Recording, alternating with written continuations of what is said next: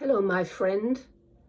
You tell me that you come back to my channel now and then to renew your memory of some of the things I say, and that you realize that you forget after a while and that you have to go back over the same ground again. And you ask me if that is inner child work, when it is related to very early kind of memories and problems in your life. Well, that's one thing you can call it, but I prefer to think of it as working with your elemental core patterns.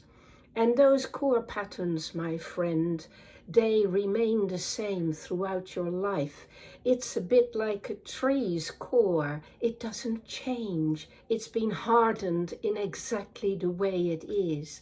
What happens is that you create different circles around it, which take the strain off the core and which make up for the missing things at the core.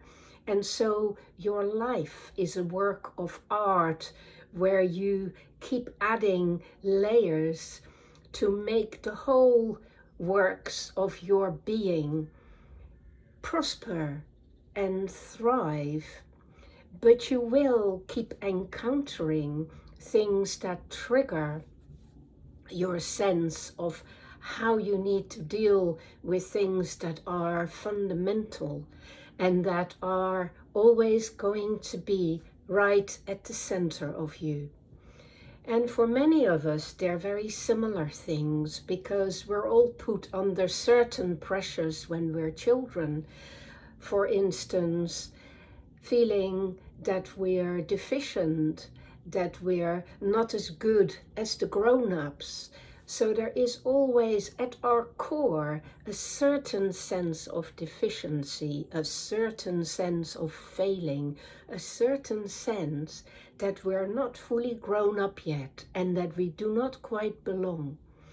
But that is something at the core that you learn to work around, and gradually you realize that there is a lot more to you than that center of self-doubt and that feeling of inadequacy and that sense of nothingness right at the middle of you. And you begin to see that those things actually enlighten you. They connect you to other people's vulnerability. They remind you of your humanity. They're actually precious early experiences that you can draw from all the time. But of course, sometimes you haven't quite worked it out, so it still feels as if it's wobbly at the core. And therefore, you need to attend to those patterns, and you will need to attend to them over and over and over again until you're comfortable with them. And you assume them, you own them, and you know they're a precious part of you instead of feeling that they make you manky or incomplete or deficient in some way.